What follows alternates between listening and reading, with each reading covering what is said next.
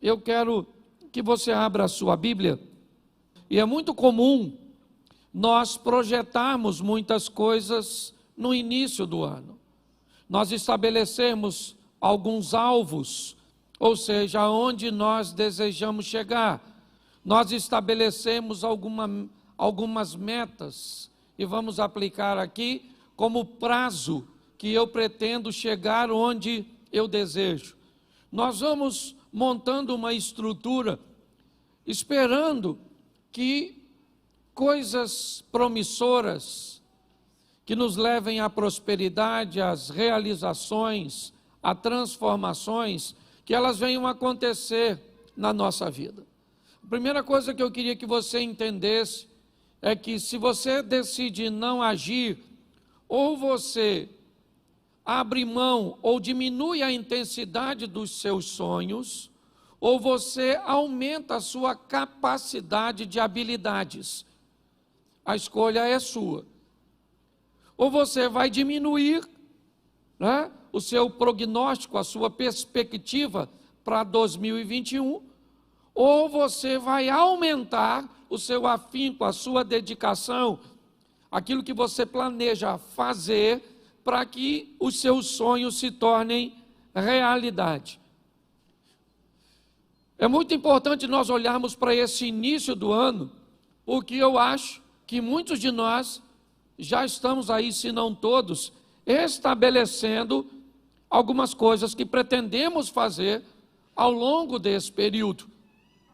Nós aprendemos aqui no projeto Recomeçar, e este é o ano do recomeço, a possibilidade de você fazer novamente, porém agora de uma forma assertiva.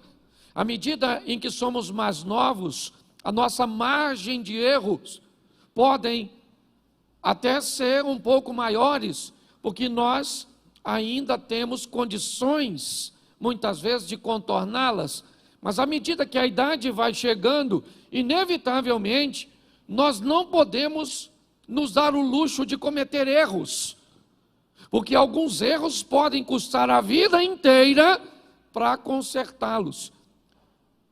E forças e dedicação que deveriam ser canalizadas para a realização de projetos futuros, acabam sendo realizadas ou canalizadas para corrigir questões do passado. Quando nós olhamos para esses estilos de vida, porque alguns vivem assim, consertando erros do passado, gastando suas energias, formatando o seu posicionamento de vida em oferecer perdão, em receber perdão, em corrigir, em pagar dívidas, em viver situações que têm a ver com aquilo que fizeram lá atrás. Outros estão vivendo situações onde estão trabalhando para que coisas ou realizações aconteçam. A opção, ela é nossa. Nós é que decidimos o que nós vamos fazer. E hoje eu quero mostrar a vocês coisas bem simples, né? Algumas diretrizes do início, talvez algumas descobertas que possam nos despertar a reavaliarmos, a reposicionarmos nossa vida. Eu costumo dizer que existem 3 máximas na vida de um ser humano. A primeira e mais importante delas: onde eu vou passar a minha eternidade. Não tem nada mais importante que isso. A vida aqui é passageira, passa rápido.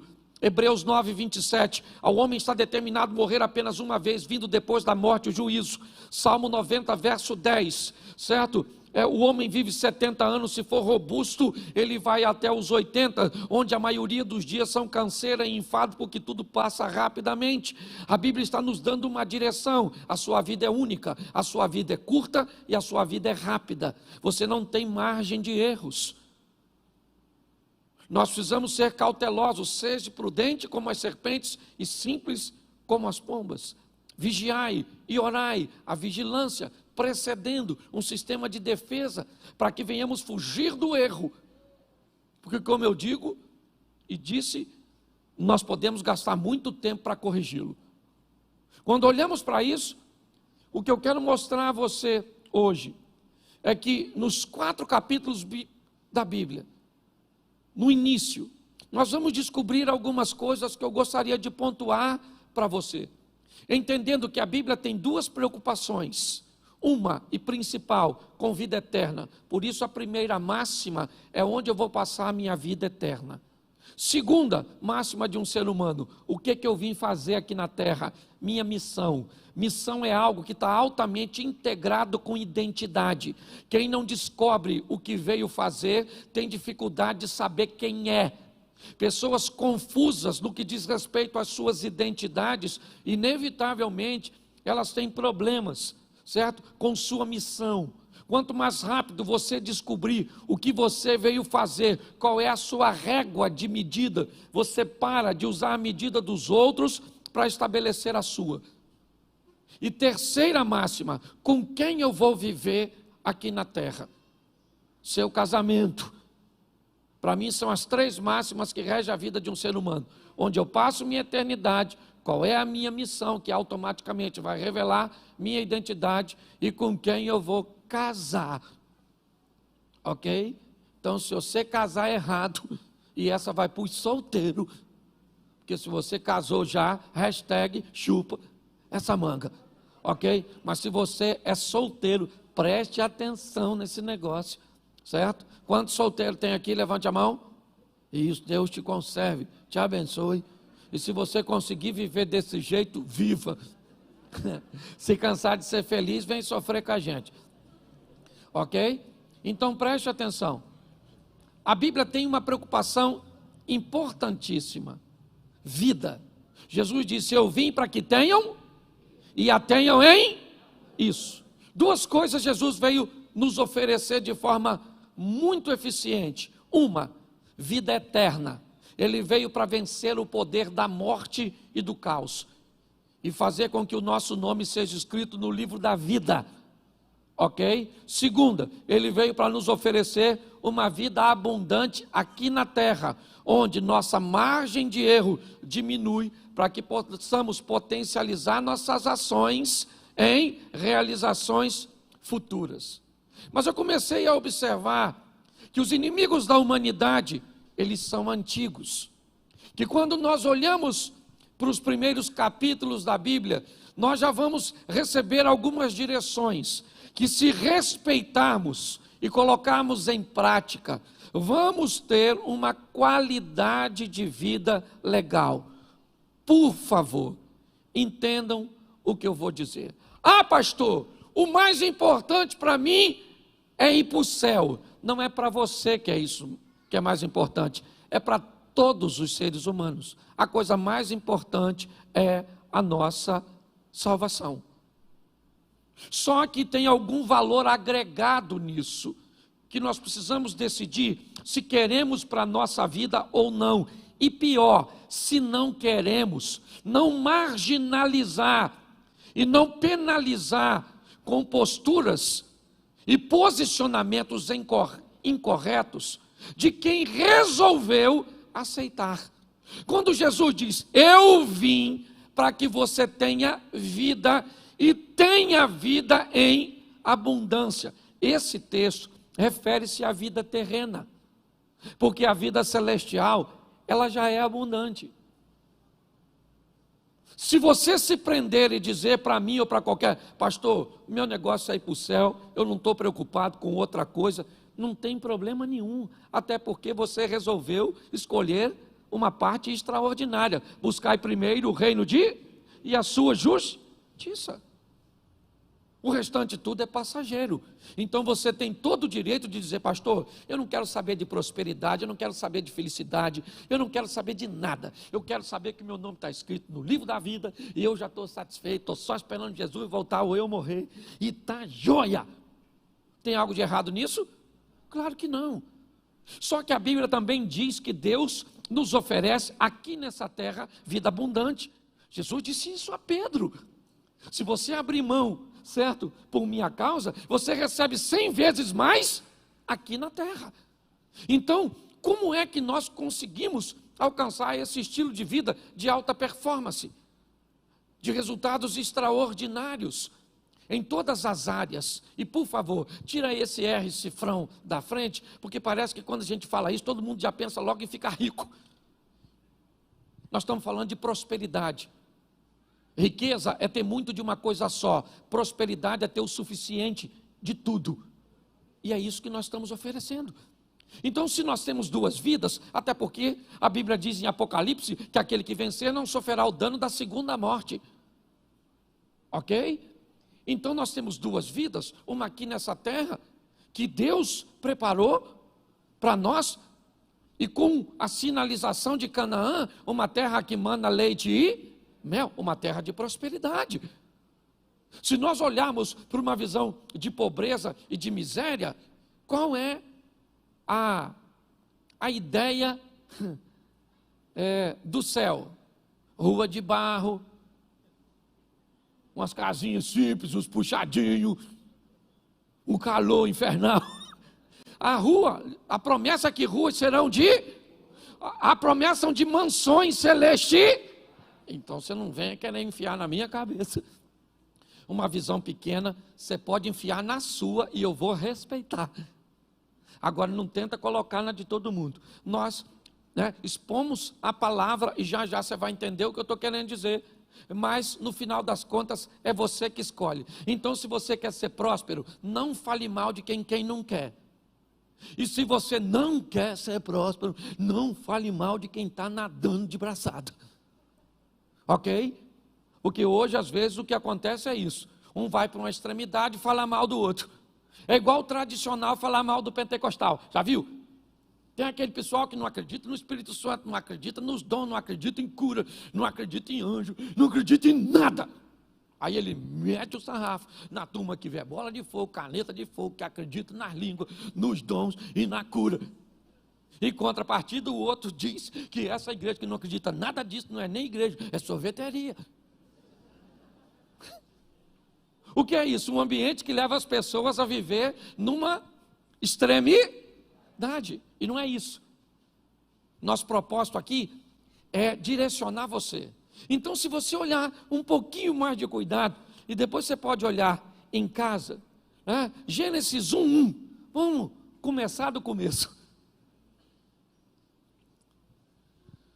No princípio, criou Deus os céus e a...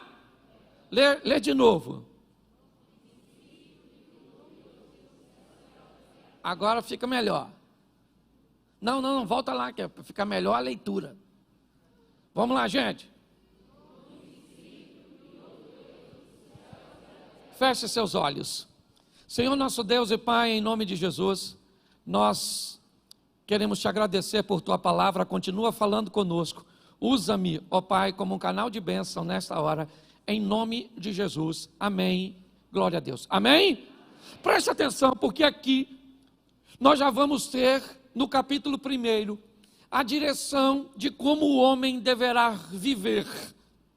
Nós somos criados, ou fomos criados, à imagem e de Deus. Vamos lá.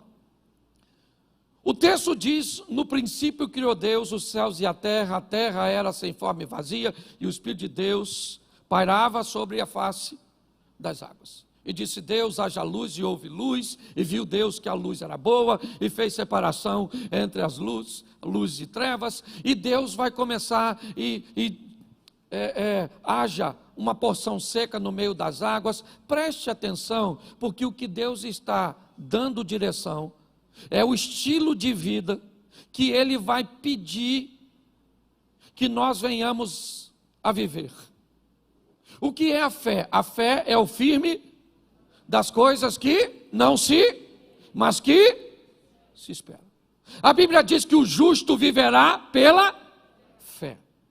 E se a fé é o firme fundamento das coisas que não se veem, mas que se esperam, Deus está criando o mundo utilizando uma coisa que vai pedir que nós tenhamos. O que é?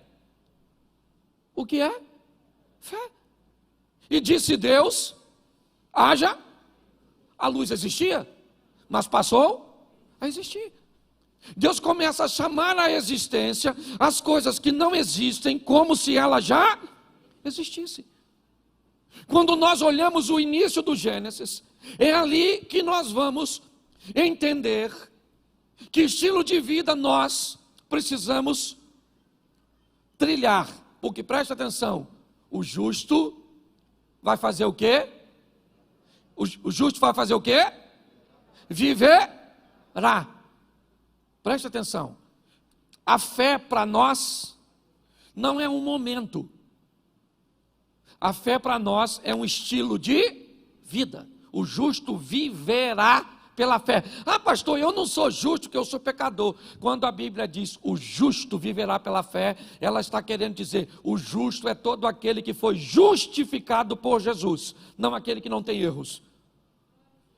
Cuidado com a aplicação literal de uma palavra que ela pode atrapalhar a sua vida. O que é um justo na Bíblia? Quando a colocação é: Jó era um homem justo, sim ou não? Sim ou não?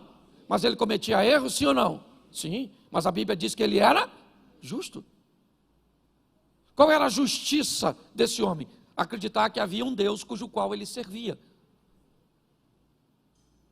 O que a Bíblia está nos dizendo no capítulo 1 é: nós precisamos entender que o nosso estilo de vida vai ser de fé. A nossa vida vai depender da nossa fé. Ou seja, aquilo que faz com que acreditemos em coisas que ainda não aconteceram, mas nós temos certeza de que o nosso Deus está no controle de tudo e Ele vai agir a nosso respeito. Amém? Sem fé é agradar a Deus. O modelo de criação é baseado na fé. Eu não estou dizendo que Deus tinha fé, eu só estou dizendo que Ele está utilizando uma forma de criação para nos ensinar o que é fé. Chama as coisas como se elas já existissem. Jesus disse isso, quando foi resolver o problema de Lázaro. Eu bem sei que tu sempre me ouves, mas eu estou fazendo dessa forma para oferecer exemplo para outras pessoas. Então o que a Bíblia está formatando no início aqui? Nós vamos viver uma vida de fé, onde mesmo que as coisas não estejam acontecendo como nós esperamos ou esperávamos, nós cremos que Deus está onde sempre esteve, no trono de sua glória, no controle de todas as coisas. Você está entendendo? Quem acredita nisso, vive o sobrenatural, e quem não acredita, fica esperneando para resolver muitas vezes problemas simples. O modelo que Deus nos pediu é de fé. Mas, quando nós vamos olhar um pouquinho à frente, nós vamos aprender uma coisa muito interessante. Nós vamos aprender a apresentação do nosso adversário. Seria muito fácil se nós recebemos essa informação e fosse só levar adiante para colocarmos em prática. Mas quando nós vamos olhar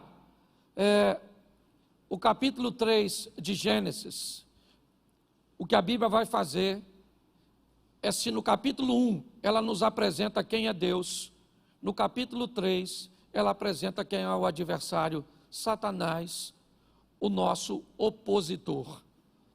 Eu vou dizer para você com muita propriedade: se você é daquele que acredita em Deus e não acredita no diabo, você vai ter sérios problemas.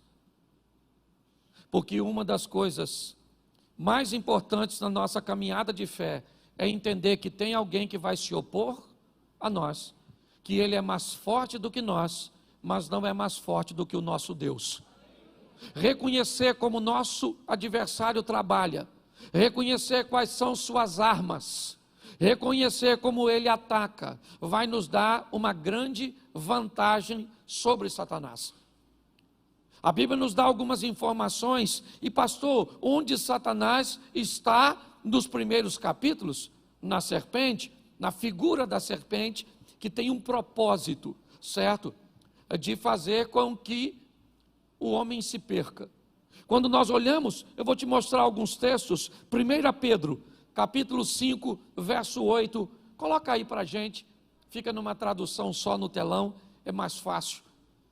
Presta atenção a algumas informações. Sede sóbrios, vigiai, porque o diabo, o vosso, isso, anda bramando como? Buscando a quem possa. O diabo é o nosso amiguinho. Amiguinho? O diabo é o nosso que busca uma ocasião para nos tragar. E o que ele vai usar para nos tragar? Para ele os fins justificam os meios. O que você precisa para ir para o inferno? É muito dinheiro? Toma, isso aí. Escutei, até com a máscara. Certo? O que você precisa? De uma mulher bonitona, maneirona. Uma mulher feia você até resiste. Mas se for cavala, tudo. Um homem, se for um meio homem, você até resiste. Mas se a senhora se depara com aquele, o que ele precisa? Botar na sua vida para te desvirtuar. A Bíblia diz que ele é seu isso aí, seu Aí eu acho maior barato que tem uns crentes que dizem assim, olha, eu tenho respeito pelo Satanás, eu vejo uma macumba, eu faço o sinal da cruz, e eu, está amarrado, em nome de Jesus. Tem uns crentes muito maneiros. O diabo, ele não tem que ter o seu respeito, nem a sua admiração, nem nada seu. Ele é seu ele quer matar você, seu casamento, seus negócios, sua família, seus filhos, mas em Cristo Jesus ele está debaixo dos nossos pés. Amém? Agora eu tenho que saber, a Bíblia diz, sede sóbrio. O que é sóbrio? Lembra do João Canabrava? Sóbrio, uma mente que não esteja dopada. Ou do João Canabrava, dopada pelo álcool. Pastor, eu nem bebo, louvado seja Deus. Mas às vezes a religiosidade é uma toxina que entorpeceu a sua mente. Às vezes a ignorância é uma toxina que entorpeceu a sua mente. Nós precisamos entender que a Bíblia diz, sede, até porque para você vigiar você tem que estar em alerta. Porque o diabo é o vosso adversário. É isso que a Bíblia está dizendo. Vamos lá? Atos dos Apóstolos 13:10. Apóstolo Paulo. Olha que coisa legal. Atos 13:10. Bota aí. Lê para mim aqui. Filho do. Sabe o que Paulo está falando? Que ele mais é filho do. Quem foi que falou isso? Eu já subi nesse púlpito para falar que na igreja tem uns filhos do diabo. Quase cortaram meu pescoço. Pastor, aqui na igreja ninguém é filho do diabo, todo mundo é filho de Deus. O Paulo está falando que tinha filho do diabo. E se tinha filho do diabo lá, tinha ou não tinha? Tinha ou não tinha? E tem filho de diabo perto da gente às vezes, sim ou não? Sim. É só você olhar as atitudes que definem a paternidade. Eu preciso preparar você, porque às vezes a gente pensa, certo? Que todo mundo é gente boa. Deveria ser, porque a imagem é semelhança de Deus. Mas tem uns irmãos, nem posso chamar de irmão, tem uns parentes nossos, entendeu? Que deve ser filho do adultério. Uns filhos do Satanás. E às vezes eles estão onde? Dentro da igreja. Porque tem joio no meio tem cabrito no meio das. Isso aí, gente. É isso aí. A palavra está forte que a criança se sentiu. Não, é assim mesmo. Ok? Então entenda bem. A Bíblia tem filho do diabo no seu trabalho. Tem ou não tem? Na rua onde você mora, na igreja que você frequenta, na sua família, os filhos do diabo que é parente. Ou seja, é só nós mudar o comportamento que vira filho do diabo também. Então, por favor, quando eu falo isso, e falo isso de uma forma mais veemente na igreja que eu pastoreio, para você que está assistindo, aqui é a igreja que eu sou pastor. Então eu falo, e aí na internet também tem. Filho do diabo. Achou que era só aqui onde eu estou pregando? Também tem. Porque tem em todo lugar. O diabo tem funcionário. Às vezes, não full time. Tempo integral. Mas às vezes freelance. Os motoboys do Satanás. Os Uber. Faz um serviço assim. Sabe? Nós precisamos entender. Ele é nosso o nosso Deus é o todo-poder, o Criador, amém? Isso, que nos ensina a vivermos pela fé, ter uma vida de fé, e não um momento, ok? Fé é o quê? Acreditar naquilo que ainda não é concreto, mas nós cremos que vai acontecer. Posso ouvir um amém da igreja? Isso. Dizem que não tem cura para a doença que você está enfrentando, mas você acredita que tem, e Deus vai liberar uma palavra e a cura vai acontecer.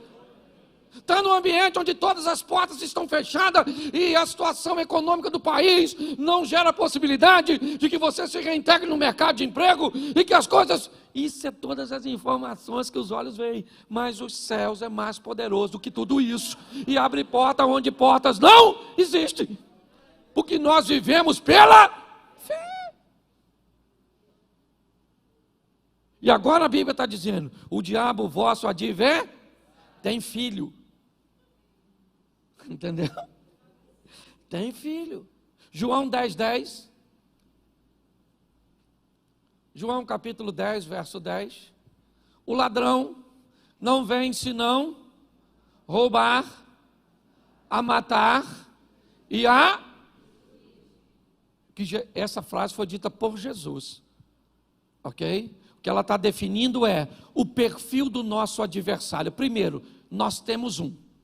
Ele não é amiguinho, não é irmãozinho, não é personagem aí das séries televisivas, Lúcifer, um diabinho maneiro. Ele não é o fantasminha, como é que é o nome dele? O Gasparzinho. O Satanás quer matar você, destruir você, e eu também. Mas nós não vamos dar mole, porque a Bíblia diz ser de sóbrio e vigie. Isso. Porque o diabo está porque o Senhor dará ordem aos seus, para que se acampe e o diabo vai ficar e Deus vai ficar Isso aí. O máximo que o diabo vai fazer é assim, ó.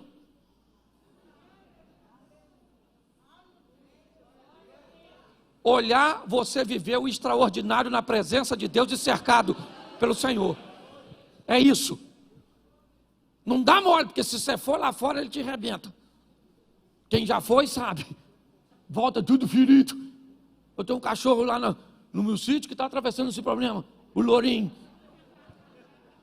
Lá no sítio tem comida, tem segurança, tem tudo. Tem a espingarda, nós tem, para espantar. É de zumbi, mas tem. O Lourinho foi lá na mata. Se meteu com o bicho. O bicho arrebentou. Hoje tive que mandar botar uns remédios nele aqui, que arde. Quase chorei enquanto eu estava tomando banho para vir para a igreja. De tanto que ele chorou. Mas no final eu fiquei com pena do Lourinho, não.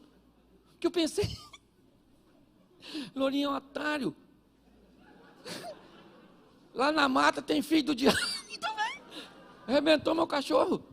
Quem quiser ver, pode ir lá, não estou contando história não. Lourinho está lá, amuado. Eu não posso nem falar onde é que feriram ele. Que senão vai ficar mais feio ainda. Então a função do diabo é destruir a nossa vida. Roubar, matar e destruir. Mas ele está porque Deus está e se Deus é por nós, isso é bonitinho de falar. O negócio é agir para que isso entre em cena. Sabe o que o diabo disse para Deus quando Deus perguntou: tem de vista o meu servo Jó? O diabo: tenho, de longe, porque o Senhor não deixa eu mexer em nada dele. Olha o que o diabo está falando. Esse cara vive de um jeito onde seus anjos acampam ao redor dele, e eu não tenho como entrar. Nossa casa vai ser desse jeito esse ano, nossos negócios vão ser desse jeito esse ano, nossa igreja vai viver assim esse ano, amém? Isso. Agora, isso não se conquista com isso, isso só se conquista com isso. É de joelho que nós trazemos a presença de Deus para a nossa vida e para a nossa casa. Deus está apresentando o nosso adversário. Ele tem filho e ele quer o quê? E destruir. Amém?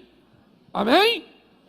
Então, mas vamos aqui agora para algumas armas que nós temos que enfrentar ao longo da nossa caminhada cristã. Ela também está no 3º capítulo, porque no capítulo 1 e 2 nós vemos a criação, Deus chamando a existência, criando todas as coisas, certo? Mas no capítulo 3 nós recebemos inicialmente de forma prévia a exposição do nosso adversário.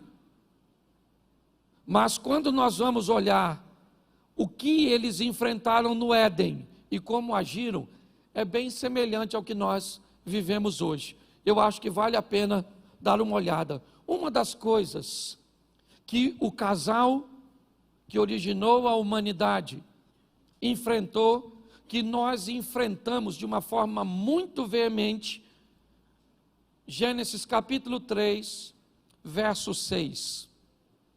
Preste atenção.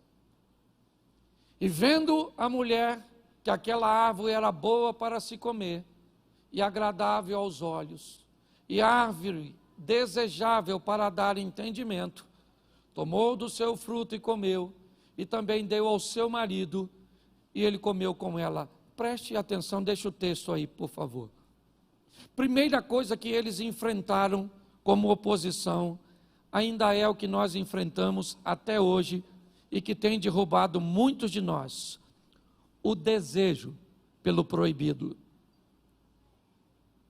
Eva, a mulher, olha para uma árvore e se sente atraída por ela. Aquela árvore era um local proibido, mas ela se sente atraída por aquilo que é proibido. Esse não é um problema de Eva, esse é um problema que a humanidade enfrenta o tempo inteiro. Você vai ter que lidar com Davi, o homem segundo o coração de Deus, desejando o proibido. Você vai ver reis perdendo seu reinado porque desejaram coisas que lhe eram proibidas. Quando nós olhamos para essa situação, ela ainda é o nosso inimigo hoje. Grande parte dos problemas que temos está condicionado no desejo que temos pelo proibido. Se nós entendermos isso, como vamos nos comportar mediante aquilo cujo qual Deus nos proibiu, isso define fracasso ou sucesso da nossa caminhada cristã. Muitos dizem que os desejos que eles nutrem pelo proibido são mais fortes do que eles, mas isso é mentira, porque a Bíblia diz que a tentação nunca será maior que o poder do escape. Então, se você quer dizer para mim que o seu desejo por sexo, por drogas, pelo que for que te separa de Deus, é mais forte do que o poder de Deus na sua vida, talvez simplesmente pelo distanciamento que você estabeleceu de Deus. Desejo pelo proibido. E muito pior do que é o desejo, é como as pessoas se comportam depois de descobertas. Acã, ele tem desejo pelo proibido, uma capa, o ciclo, as taças. Ele pega e esconde, porque o proibido precisa ser feito escondido. Pastor, como é que eu sei que alguma coisa é proibida? É simples, é só você olhar se existe luz para que ela seja exposta. Por que muitas pessoas escondem seu aparelho telefônico? Por que pessoas que deveriam oferecer acesso a todos, a seus, uma parte de seus dados? Eu entendo que tem informações de negócios, business, certo? Muitas pessoas, mas grande parte enfrenta problema por quê? Por causa do proibido. E se alguém faz algo proibido, é como Eva. Primeiro, olhando aqui, até mesmo para o Éden, apesar de nós olharmos inicialmente e ver apenas um casal, as coisas ainda continuam do mesmo jeito. Todas as vezes que fazemos algo, que queremos algo, fazer algo de errado, o número de pessoas que temos para desabafar ou abrir o nosso coração é muito pequeno. Porque nós temos medo. Quantas vezes Noé viu seu filho Cã pelado, nu? Mas bastou o filho ver o pai uma vez nu e foi lá fora e contou para os outros. Hoje, muitos de nós nos sentimos atraídos por situações proibidas. Que se tivéssemos alguém para desabafar, para orar por nós, ou para nos indicar muitas vezes um profissional, porque tem situação que ela é tão absurda, que precisa de um profissional para oferecer uma ferramenta que possa ajudar essa pessoa a sair dessa situação. Mas não, elas vivem em looping de remorso e a mesma postura, sabe? Eu me masturbo, mas eu me arrependo, ou melhor, eu tenho remorso, eu olho para a pornografia, mas eu faço isso, mas o que eu tenho é isso, é um looping que sempre me devolve a prática anterior, cuja qual eu aparentemente não consigo me libertar. O que é isso? O desejo pelo proibido. É um inimigo que nós vamos ter que lutar basicamente o tempo inteiro. Segundo inimigo que nós vamos enfrentar e que eles enfrentaram, coloca aí o verso 10 ainda do capítulo 6. E ele disse: ouvi a voz soar no jardim e temi, porque eu estava nu e escondi-me. Presta atenção, porque esse é um dos maiores adversários da humanidade, o medo. O medo. Com a chegada do pecado, o homem diz: eu ouvi a tua voz, e por que eu me escondi? Porque eu tive medo. Em algumas traduções, está escrito até assim, Deus perguntando para Adão: e quem te ensinou a ter medo? Porque não fui eu. Eu criei o mundo debaixo da fé, fazendo com que chame à existência as coisas como se elas já existissem.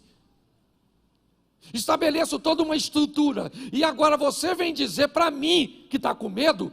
E é isso aí, eu estou com medo de sair, eu estou com medo da violência, eu estou com medo do dinheiro faltar, eu estou com medo de ser dizimista, eu estou com medo de casar, eu estou com medo de ter filhos, eu estou com medo de não arrumar emprego, eu estou com medo disso, eu estou com medo daquilo. Nós vemos hoje como nunca o medo. Um dos nossos parentes e companheiros mais próximos. Você vai entrar num elevador, você entra, quando ele abre, alguém olha para você e define se vale a pena entrar no elevador que você está ou não. Com medo. Hoje muitas pessoas ainda vivem enfrentando os mesmos inimigos do Éden, o desejo pelo proibido, certo? O medo ainda é um dos nossos grandes adversários. Você quer outro? Coloca aí o versículo 7, volta um pouquinho. Então foram abertos os olhos de ambos, e conheceram que estavam nus, e coseram folhas de figueira, e fizeram para si aventais. Preste atenção, porque esse é um texto que nós precisamos ter muito cuidado quando olharmos para essa expressão nu. Porque se nós formos olhar isso, nós temos tribos indígenas e uma série de situações onde pessoas andam nuas e não tem nenhum tipo de constrangimento. Mas me parece que esse texto tem uma informação preciosa. É dizer que este casal cometeu um erro e vai tentar consertar por si mesmo, para tentar cobrir aquilo que tinham feito, e aqui representado na nudez. Eles vão coser, eles vão fabricar, certo? Vão preparar alguma coisa que pudesse cobrir a sua nudez. Ou seja, o que nós aprendemos aqui, que é um erro grave, tentarmos resolver coisas cujas quais nós não temos poder. Ah, pastor, eu não acredito nesse negócio de Jesus Cristo salva. Eu acredito que eu tenho que ser bom, eu tenho que fazer o bem, eu tenho que ajudar as pessoas, eu tenho que cuidar das pessoas. O que é isso? É fazer folhas de figueira para cobrir a própria nudez. É tentar resolver um problema que só Deus pode resolver, e eu vou te mostrar isso mais à frente, mas tentando resolver por si mesmo. Tem coisas que você é capaz de resolver, tem perdão que você é capaz de liberar, tem mágoa que você é capaz de equacionar, mas tem coisas que só o Espírito de Deus tira do seu coração. Tem coisas que só Deus pode fazer por você, e muitos cometem o erro de achar que são capazes de resolver todas as questões. Não, aquilo que você pode resolver, não faça corpo mole, resolva. Tem coisas que vai mudar seu casamento e que não é Deus que vai fazer, é sua decisão. Tem coisas que não vão mudar sua situação financeira, não é Deus que vai mudar, é a sua maneira de administrar, é a sua maneira de lidar com os recursos que chegam até você. Precisamos entender que esse ainda é um dos grandes problemas. Pessoas que tentam resolver tudo do seu próprio jeito. Ah, é? Você magoou sua mulher e agora você acha que ajoelhar lá e pedir perdão vai consertar tudo? Tenta, irmão. É isso. É dessa forma. Ah, então você fumou 20 anos da sua vida e agora você está com enfisema pulmonar, com câncer no pulmão, e agora você vem para a igreja e você vai dizer: "Ô Senhor, o Senhor me cura". Ele tem poder para curar, sim ou não? Mas se ele não curar, quem foi que causou o problema? Você mesmo. Nós temos que ter maturidade para entender erros que não precisamos cometer. Quando nós olhamos, é essa questão que muitas pessoas enfrentam. Ainda o desejo pelo proibido, o medo, certo? E ainda tem algo mais interessante para observarmos. Verso 12. Então, o que Adão vai dizer isso para quem, você sabe? Para quem? Para quem Adão vai dizer isso? Lê o texto primeiro. Para quem Adão vai falar? Olha como é que Adão é maneiro, o nosso ancestral. Olha que cara extraordinário. Lê para mim.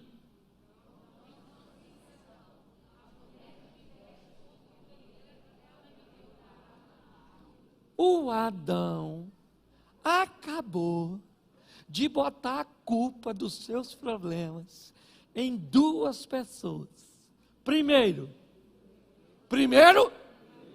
em Deus, e segundo, na dona Eva.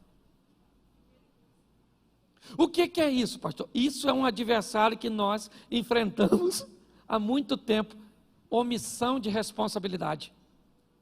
Por que você não tem dinheiro? Por causa do Bolsonaro, por causa do Lula, a Dilma. Por quê? Por que você não casou? Porque está todo mundo virando gay.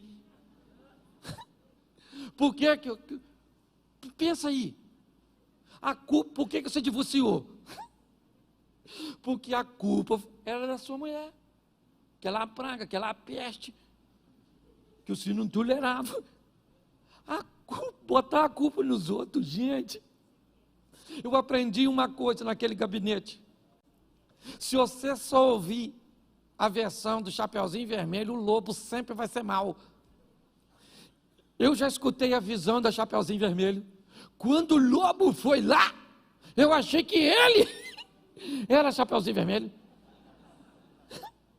Eu achei que tinha trocado. Porque se tem uma coisa que as pessoas gostam de botar a culpa nos outros. Por que você não estuda? Por que você não trabalha? Isso aí. Por quê? Você não estuda porque não tem colégio. Entendeu? Você não trabalha porque está muito difícil. Você não é alguém que vai fazer qualquer coisa. Você é alguém que não pode trabalhar para ganhar 2, 3 mil. Que isso é uma miséria. Você é alguém que vem nesse mundo para ser um cientista. Você só esqueceu da inteligência. Deixou no seu ponto de partida. A omissão ainda é um problema. Gente, não dá para ser. Por isso que Davi é chamado. O dia que o Davi, deixa eu lembrar você aqui. Lembra que o Davi olhou a Batseba tomando banho, chamou a Batseba, vem aqui Batseba, chega aí maneira. Então, passou o serão na Batseba, e aí Batseba engravidou. Porque Deus também não dá mole não. Pegou uma vez, parece, engravidou.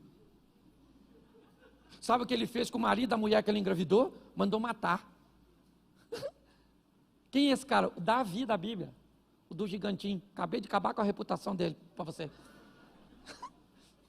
Tem policial aqui que ele já estava preso. Aí Deus mandou Natan. Olha que Deus foi Natan, nem foi Nagol. Deus foi lá Natan e falou: Natan, dá um pulinho lá na casa do Davi, que eu tenho umas paradas para resolver, uma resenha para resolver com ele. Você vai lá e vai falar com ele que ele adulterou e matou o cara. Davi foi, Natan falou: o cara vai me matar. Deus falou: não, conta uma historinha para ele. Aí o Natan chegou lá, contou uma historinha, né? E eu acho maior barato, porque o Natan falou assim: olha Davi, deixa eu falar uma coisa com você, aqui no seu reino tem um homem que tem uma ovelhinha e o outro tem 100. Aí vem um viajante para comer na casa desse homem que tem 100 ovelhas. Davi, sabe o que ele fez? Pegou a ovelha do vizinho que tinha uma só e comeu. Davi falou: o quê? Isso é um absurdo, um assinte. Quem é esse homem?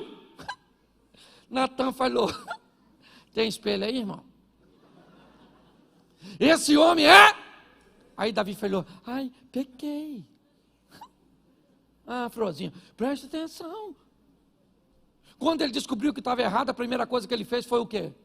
Salmo 51, ainda que os meus pecados, certo? O Senhor pode me dar um coração novo, uma vida nova. O cara se arrepende. Como é que nós vamos mudar de vida se o culpado não somos nós, é sempre os outros? É o seu pai que quer acordar você cedo. E cedo você não funciona, porque você só pega depois de meio-dia. Devia ser filho de príncipe em outra vida, se ela existisse. Não, te garanto que deve ter vivido mendigo em outra época.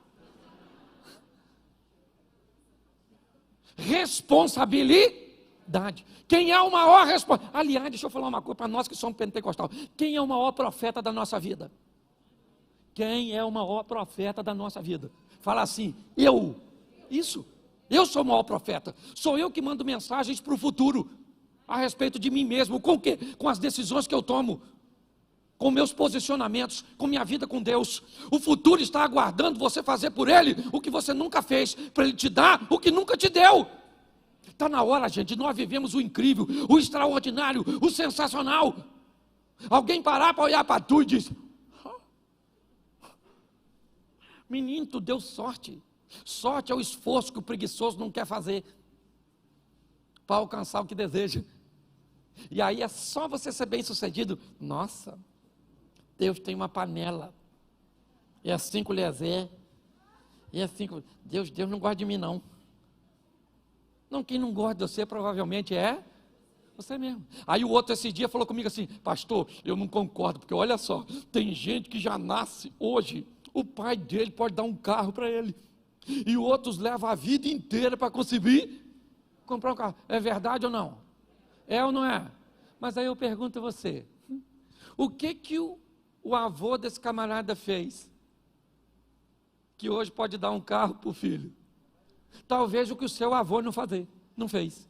Então, se você quer falar mal de Deus, se você quer falar mal de alguém, não fale dos outros nem de Deus, fale dos seus parentes.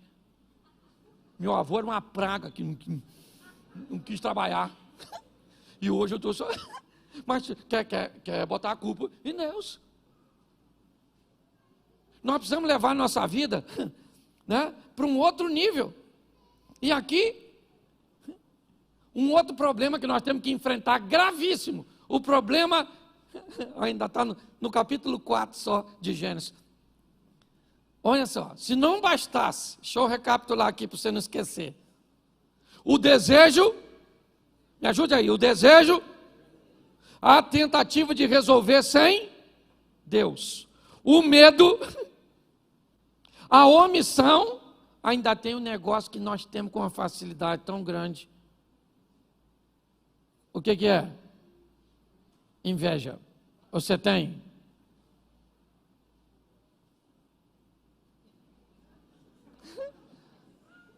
Menino, vou falar uma coisa para vocês aqui, vocês não contam para ninguém.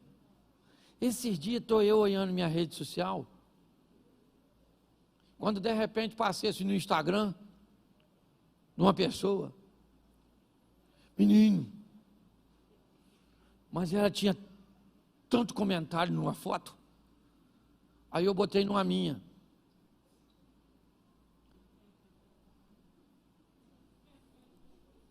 Comentário quase nenhum. Eu fiquei com a raiva. De quem? De quem? Isso me ajuda aí. Porque só eu que tenho inveja. Ninguém tem.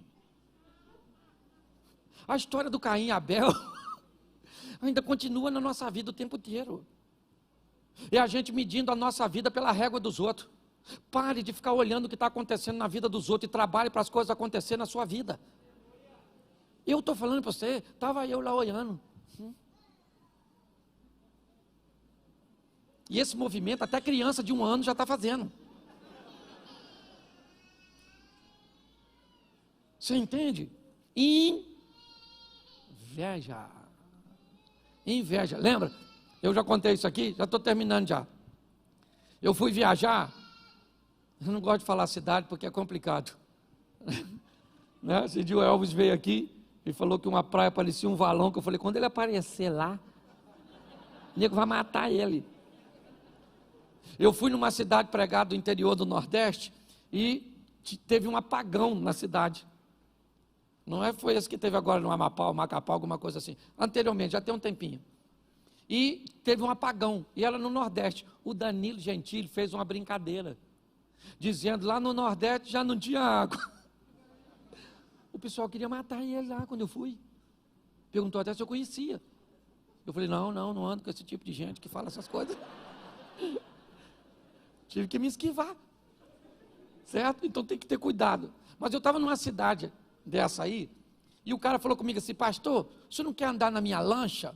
Eu nem estava muito afim, mas lá é quente. Pensa num lugar assim, que você anda na rua, parece que você vai encontrar o Sadraque, o Mesaque e o Abednego. Sabe? O pessoal de lá, se for para o inferno, vai pedir uma blusa de frio. Por isso que eu não posso falar a cidade. Eu falei, eu vou. Menino, o cara me botou numa lancha, mas pensa numa lancha. E mandou eu deitar-se na frente, eu deitei, parecia aqueles modelos. E o cara com aquela lancha, eu falei, Jesus do céu. Aí no final, quando ele parou a lancha, que eu achei que já tinha acabado, ele falou, você quer me dar uma volta no meu jet ski? Eu falei, que é isso, irmão? Eu falei, você ia andar nisso não? Ele falou, é fácil. E fui eu andar num tal de um jet, gente. Se você acha que dinheiro não é para você, anota o número da conta aí, para você depositar na minha. Porque eu fiquei fascinado com aquele jet ski, mas fiquei... Aí no final eu falei para ele, rapaz, jet ski maneiro. Ele falou, compra um para tu, pastor. Eu falei, que é isso, rapaz, esse troço é muito caro. Ele falou assim, que caro nada. Quando ele me falou o preço, eu falei, rapaz, negócio maneiro. Saí de lá com a ideia de comprar um jet ski. Cheguei em casa, fui contar para quem? Para a esposa. Certo? Não sei se contar ou pedir autorização. Contar é uma maneira masculina de defender o território. Falei para minha mulher, filha, eu vi um negócio super maneiro. que eu vou comprar para a gente. Eu fui eu que andei e já disse que era para nós. Já dá uma confusão danada, né? Ela falou o quê? Eu falei, um jet ski, menina. É extraordinário. E ela me fez uma pergunta que eu não tinha parado para pensar. Para nós andar onde, Cláudio? Eu falei, você sabe que eu não sei? Eu só queria ter. Porque na maioria das vezes nós queremos coisas que nós, na verdade, não, mas só porque os outros, ainda é um problema nosso. Está assim de gente endividada porque compra o que não precisa para pagar com dinheiro que não tem, para mostrar para quem não gosta. E o culpado quem é? Satanás, devorador. Tem gente que está com o nome mais sujo que o do Satanás. Serasa. Você está rindo de quem? De mim? Mas você sabe o que é mais legal de tudo isso? É que apesar da inveja, da omissão de responsabilidade, do medo, da tentativa de resolver sozinho e dos desejos proibidos, por causa disso, lá no Éden, Deus expulsou o homem. Mas antes de expulsar, coloca o versículo 21, por favor.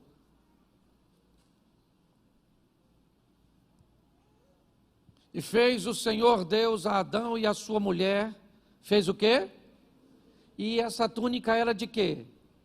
Era de quê? Isso. Para que Deus fizesse isso, ou para que isso acontecesse, o que teve que acontecer? Um sacrifício. Para que as coisas fossem corrigidas, Deus vai tirar o homem do Éden, sim ou não?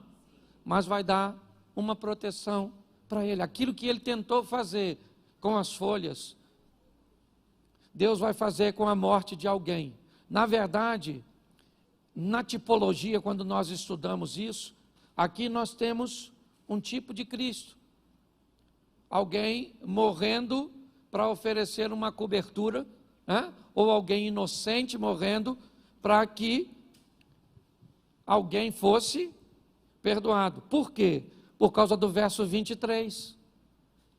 Olha o que diz o texto agora. Depois de fazer as túnicas, o Senhor Deus, pois, o lançou fora para lavrar a terra de que fora. Preste atenção, o homem precisava ser expulso, porque Deus é justo. Justo. E Deus expulsa o homem, põe o 24. E havendo lançado fora o homem, pôs querubins ao oriente do jardim do Éden e uma espada inflamada que andava ao redor para guardar o caminho da árvore da... Preste atenção, o homem foi expulso, porém vestido. Ou seja, com sangue sendo derramado para que ele pudesse ser coberto numa postura do Velho Testamento, para que ele não tivesse mais acesso à árvore da vida. Só que se Deus é justo, o pecado entrou por quem? Quem deu margem ao pecado? Adão. Sim ou não? Sim, eu tenho uma palavra que eu falo que para mim foi um erro de comunicação. Quando Eva está conversando com o Satanás, é fácil descobrir que ela não entende do que está falando. As informações que Adão deu a Eva, no que diz respeito a que ele recebeu, não eram fidedignas. É fácil notar que Eva não sabe o que ela está conversando, ou o que ela está defendendo, o que ela está afirmando para Satanás. Por isso, ela acaba perdendo a batalha. Quando nós olhamos para esse momento, o que nós vemos? Por um homem, ou seja, por Adão, o pecado entra no mundo. E Romanos 5,19, se a justiça vai acontecer, ela tem que ser desse jeito. Romanos 5,19, porque como pela desobediência de um só homem, muitos foram feitos pecadores, assim pela obediência de muitos serão. Por isso, Jesus não pôde usar nenhum de seus poderes para coibir o pecado. e a pressão que a desobediência exercia sobre ele na carne. Porque se o pecado entra por um homem, e Deus é justo, esse homem que veio tirar tem que ter a mesma capacidade mental, o mesmo poder que esse que permitiu a entrada, senão não há justiça. Só que Apocalipse diz uma coisa e eu termino aqui, Apocalipse 2:7, por causa deste homem, certo, da obediência deste homem, nós podemos fazer parte ou trazer esse texto para a nossa vida. Quem tem ouvidos, ouça o que o Espírito diz às igrejas. Ao que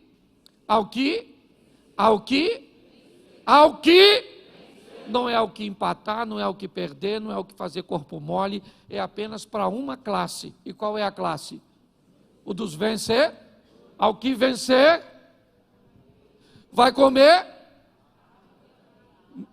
no meio a árvore que hoje está guardada por uma espada inflamada. Por causa de Adão, perdemos o direito, mas em Cristo recebemos novamente a oportunidade.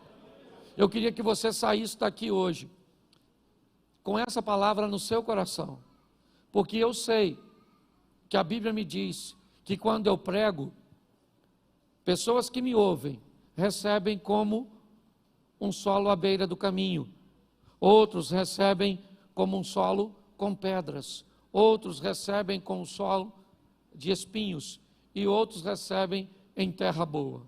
Se eu usar isso por proporção, o que a Bíblia está dizendo na parábola do semeador é que quando eu lanço uma semente, apenas 25% dela será proveitosa inicialmente. Pessoas espinhosas ou com espinhos terão que ter, ao longo da caminhada, os cuidados da igreja, o nosso cuidado, para que elas possam, esses espinhos sejam removidos, as pedras, ou esse solo compacto, onde acaba o culto, você vai embora e as suas preocupações tiraram sua atenção, o seu celular tirou sua atenção, o amigo que está do seu lado tirou a sua atenção. Nós lidamos com tudo isso. Por quê? Porque o diabo é o nosso adversário. Por quê? Porque o diabo tem filhos. Por quê? Porque ele veio roubar, matar e destruir. Mas nós recebemos de Cristo e em Cristo o poder para vencer. Só que ele é opcional. A mensagem é para todos, mas não é para todo mundo. A vitória é para todos, mas não é para todo mundo. Porque todos ouvem, mas nem todo mundo recebe e toma o posicionamento. Que esse seja um ano de recomeço para você e para a sua história em todos os segmentos.